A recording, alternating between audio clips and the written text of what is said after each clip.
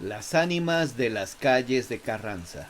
Leyenda colonial. Existen maldiciones que alcanzan a varias generaciones. Durante la colonia se registraron algunos de estos casos, de los cuales se dice que cuando alguien muere víctima de gran dolor, su espíritu, aunado a la maldición, vagará buscando el descanso eterno. Este es el caso ocurrido en el número 25 de la calle de Cadena, hoy en día segunda de Venustiano Carranza. Todo inició en el año de 1670, aquel en que gobernaba la Nueva España el marqués de Mancera, Sebastián de Toledo. Uno de sus hombres de confianza, don Lope Diéguenes de Escandón, fue enviado a cierta delicada misión a Nueva Galicia, hoy Guadalajara. Como el viaje era largo y fatigoso, don Lope tuvo que detenerse en una posada del camino cerca de Valladolid, lo que hoy conocemos como Morelia. Pidió de inmediato se le atendiera con vino y viandas. El encargado de este lugar tuvo que llamar a gritos a su joven asistente al ver que ésta no aparecía. Se encontraba en los brazos de su amado, uno de los caballerangos. Aquellos constantes llamados hicieron que la joven acudiera a ver qué se le ofrecía a su padre. Rápido, lleva vino al caballero, en lugar de estar holgazaneando, dijo el señor con un gesto de molestia.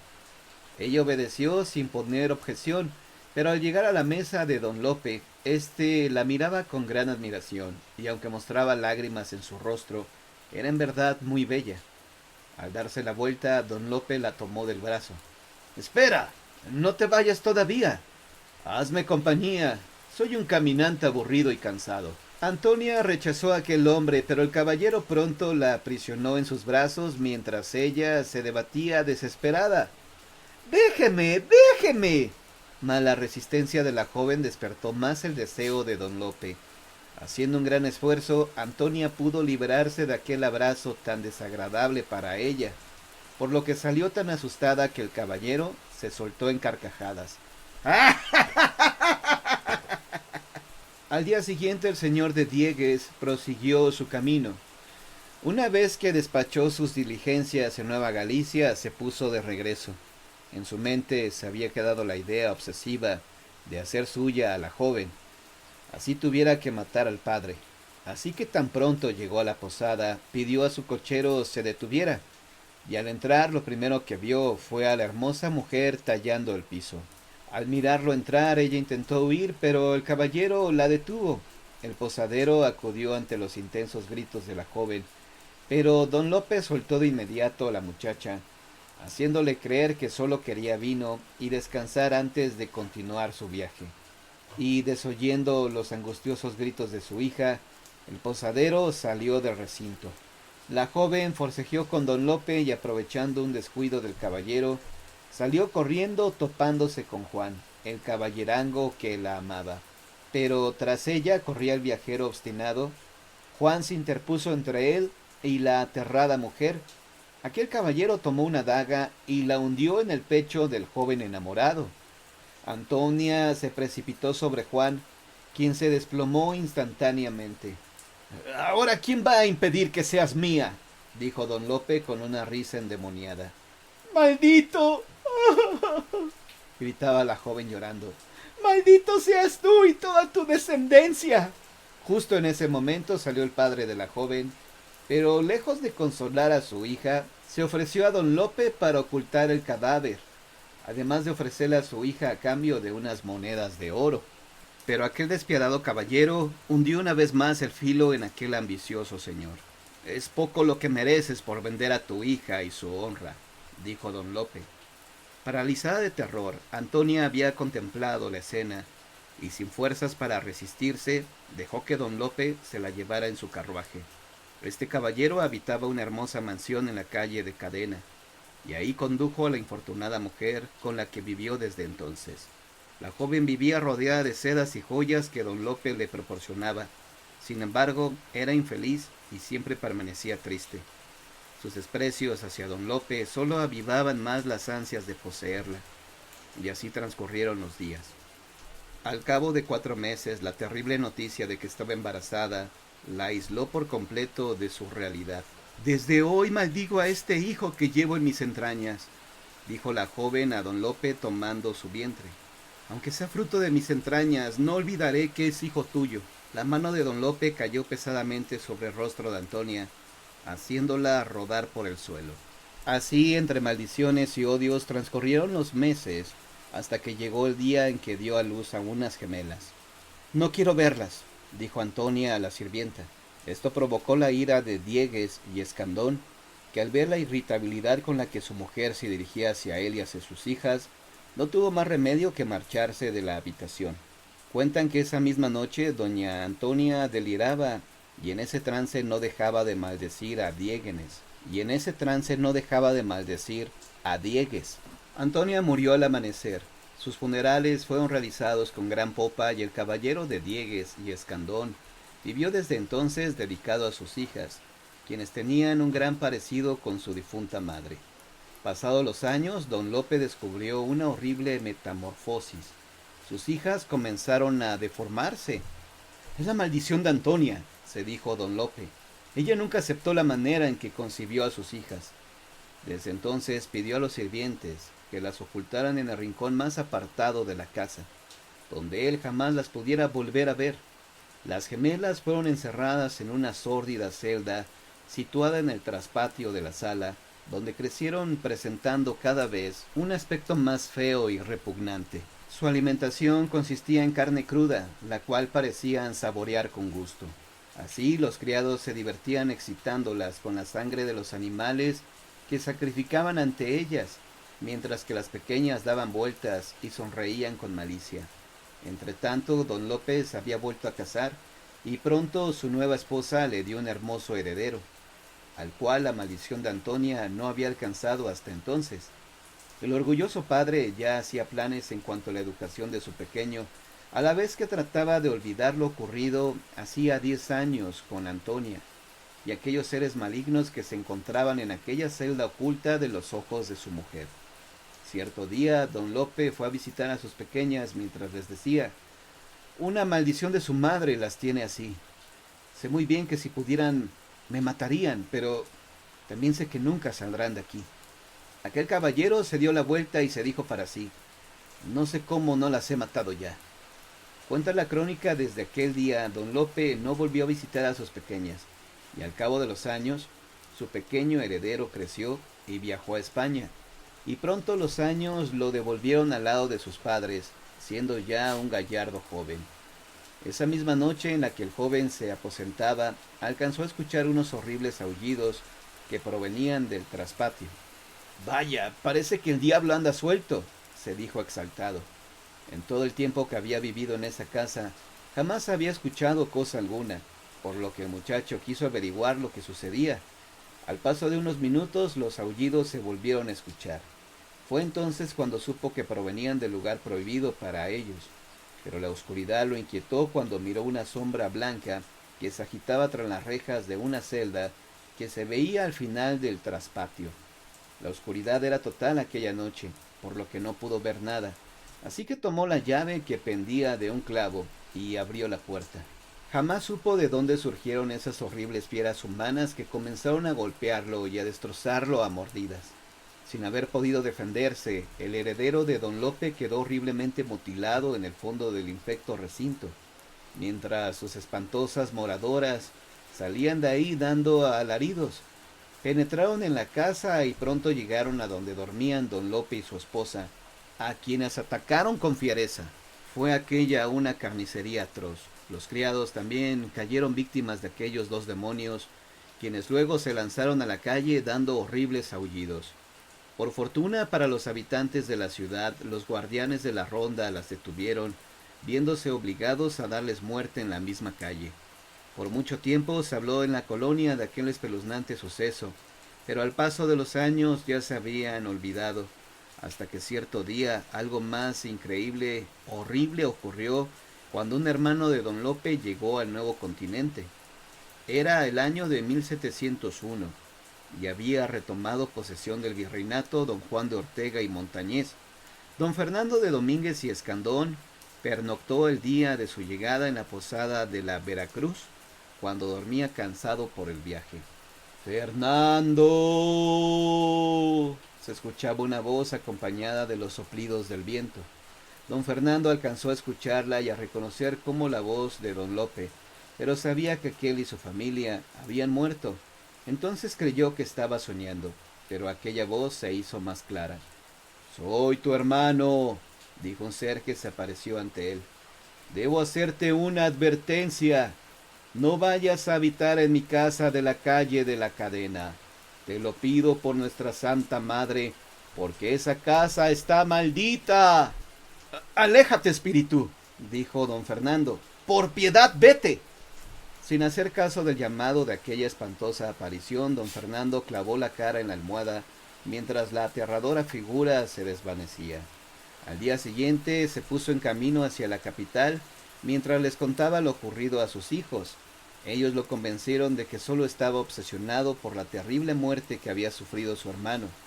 Y esa misma tarde se instalaron en la que fuera la casa de don Lope, pero no pasaron desapercibidos los extraños ruidos y escalofriantes murmullos que se escucharon en la sala la misma noche de su llegada.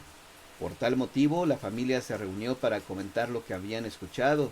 Don Fernando, que estaba dispuesto a encontrar la causa de aquellos ruidos, comenzó a revisar la casa, y al no encontrar nada, regresó a su habitación, donde halló a una hermosa joven. «¿Quién es usted?», preguntó el caballero. «Mi nombre es Antonia», dijo la joven, «y deseo mostrarle una cosa». Poniéndose de pie: «Sígame, por favor». Don Fernando se encontraba desconcertado, pero no quiso contrariar a la bella mujer.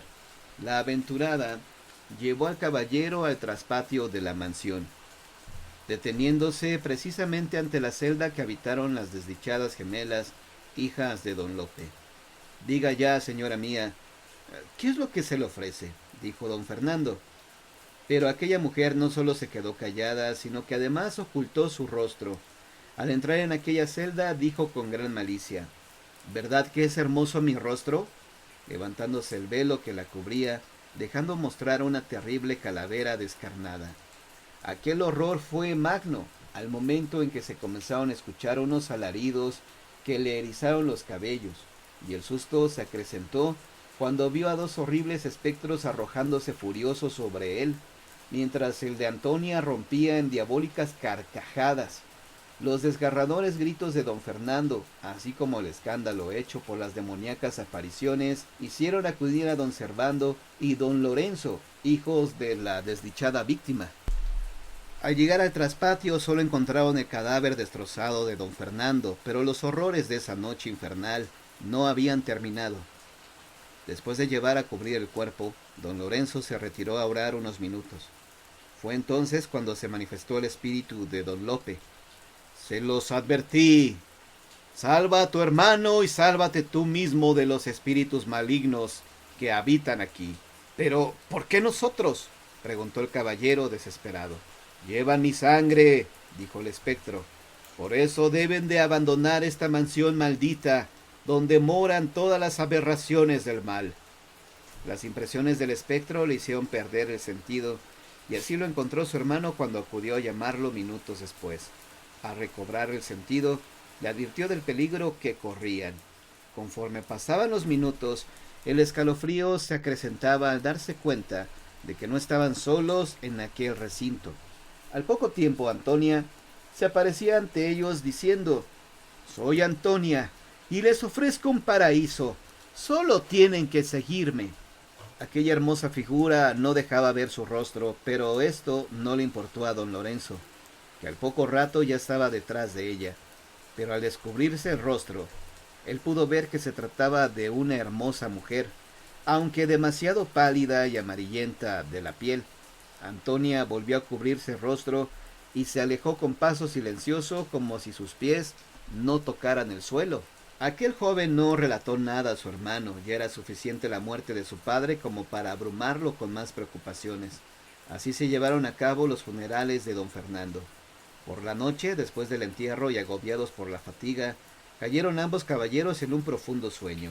De pronto, una helada presencia despertó a Lorenzo. Al pie de la cama se encontraba la bella mujer. «He regresado», dijo Antonia con malicia.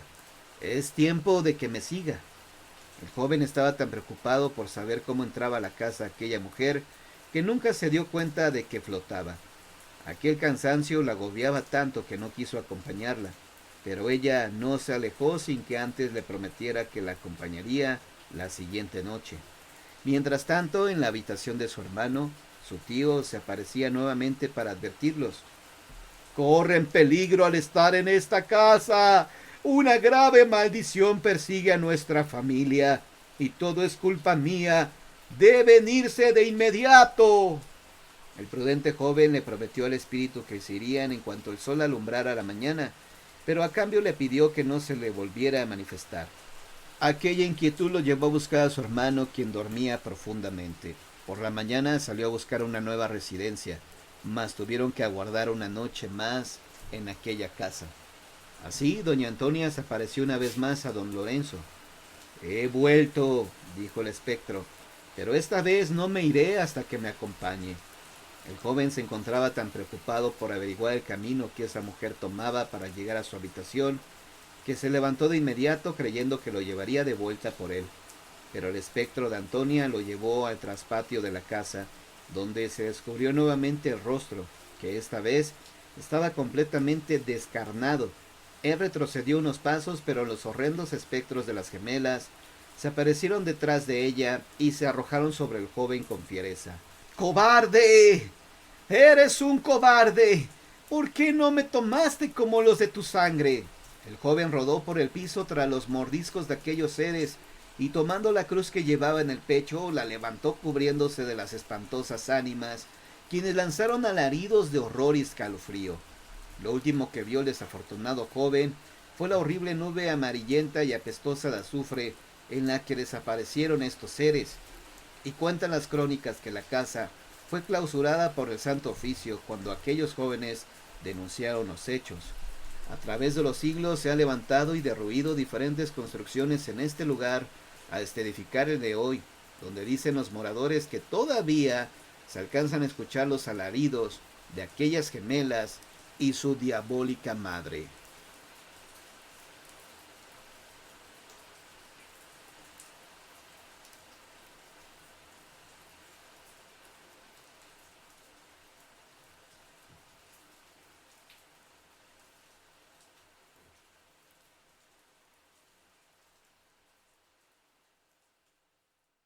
Necesito un sacerdote. El rostro del abuelo Simón, muerto hacía 4 años, miraba inexpresivo la terrible escena que se desarrollaba frente a él. Atrapado para siempre en ese retrato al óleo, el abuelo parecía no escuchar los sonidos ahogados que provenían del lecho donde su único nieto, Amílcar, se debatía en una agonía que lo tenía a las puertas de la muerte. Perpetua, la esposa del enfermo, solo podía refrescar su frente febril con compresas empapadas en agua fría. En una esquina de la habitación, Alberto, el primogénito de la pareja, sabía en su interior que todo esfuerzo por salvar a su padre sería inútil. Afuera, una lluvia pertinaz golpeaba con insistencia los cristales, con un ritmo que arreciaba por momentos. Allá a lo lejos se presentía la presencia inmutable de los cerros que rodeaban esa ranchería olvidada en medio de la sierra de Chiapas, a donde ni siquiera la luz eléctrica había llegado. ¿Se va a morir? Mariana, la hermana pequeña de Alberto, se arrodilló junto a éste, mirándolo con sus enormes ojos negros, ojos de revolución, como los había calificado el ahora difunto abuelo Simón. Alberto asintió, abrazó a la niña y se unieron en una plegaria silenciosa que no sería escuchada. Los labios resecos del enfermo se abrieron y un murmullo escapó de ellos. Perpetua se inclinó hacia su marido para tratar de escuchar sus palabras. Necesito un sacerdote, susurró Amílcar, y la voz le salió en una especie de graznido. Perpetua asintió. Tranquilo, ya viene el señor cura, mintió para no agitar al enfermo. Después la mujer miró a sus hijos. Todo el dolor que sentía se reflejó en sus ojos, que brillaron a la luz de las velas. Alberto captó la desesperación de esa mirada. Sabía, como su madre, que era imposible ir a buscar a un cura que viniera a darle la última bendición al moribundo. 2 días hacía que llovía y los caminos de brecha se habían convertido en lodazales. La noche, oscura y fría, Era surcada de cuando en cuando por feroces relámpagos que parecían pálidas heridas en las nubes. El cura de la parroquia era muy anciano y estaba enfermo. No podían pedirle que acudiera al lecho de muerte de Amílcar, y su sustituto no había llegado todavía a la ranchería. Tal y como estaban las cosas, Amílcar moriría sin la bendición de un sacerdote, y la mujer que en ese momento le brindaba sus cuidados, tal y como le había brindado un amor a toda prueba durante años. Pensaba en lo injusto que era que su marido, que nunca le había hecho mal a nadie, que había trabajado como un burro como leñador toda su vida por unos cuantos pesos, y que ahora yacía en una cama con el cuerpo roto por una mala caída en el espiladero del diablo, fuera a irse derechito al infierno, a ser torturado por llamas perpetuas, como su nombre. Ningún cura va a venir, susurró Mariana, haciéndose eco de la preocupación de su hermano y de su madre. Nadie le ha avisado, y además el padre Pancho está casi tan malo como papá. Alberto le apretó la mano, haciéndole señas de que se callara. En ese momento, 3 golpes secos se escucharon en la puerta de madera carcomida, imponiéndose por encima del golpeteo de la lluvia. Perpetua y Alberto se miraron. ¿Quién podría ser a esta maldita hora? El muchacho se levantó y fue a abrir. Un relámpago repentino iluminó la figura de un hombre que traía una larga capa y un viejo sombrero. Portaba un pequeño maletín y estaba empapado hasta los huesos. ¿Aquí es la casa de Amílcar López?, preguntó recién llegado. Sí, respondió Alberto. Soy el padre Efrén de San Cristóbal. Me han dicho que aquí urge la presencia de un sacerdote, porque hay un moribundo. La respuesta fue un estertor que provenía del lecho de muerte de Amílcar. El enfermo se agitó entre las raídas sábanas. El fin estaba cerca. Sin tiempo para indagar, Alberto franqueó el paso al sacerdote y Perpetua se apresuró a quitarle la capa y a darle un paño para que se secara. El padre Efrén se acercó a la cama del enfermo y tomó con su mano la de Amílcar, que temblaba. Tranquilo, hijo, le dijo con una voz suave y cargada de compasión. Pronto estarás sentado a la derecha del Señor, y tus sufrimientos habrán terminado. El moribundo se calmó mientras el sacerdote le untaba los santos óleos en la frente, la boca, las manos y los pies, murmurando la oración de los difuntos. Cuando terminó, Amílcar abrió los ojos y los fijó en su familia, que lo observaba desde el rincón. Alargó con esfuerzo una mano hacia ellos y la vida se escapó de su cuerpo. El Señor se lo ha llevado, anunció el padre Efrén, cerrando suavemente con su mano derecha los ojos vacíos del difunto. Después su esposa y sus hijos lo cubrieron con una manta y se prepararon para velarlo hasta el día siguiente. Padre, dijo Alberto cuando ya el ministro de Dios se preparaba para irse, dígame por favor, ¿cómo supo que necesitábamos un sacerdote? El padre Efrén señaló hacia el retrato del abuelo Simón. Fue él, contestó, el anciano del retrato.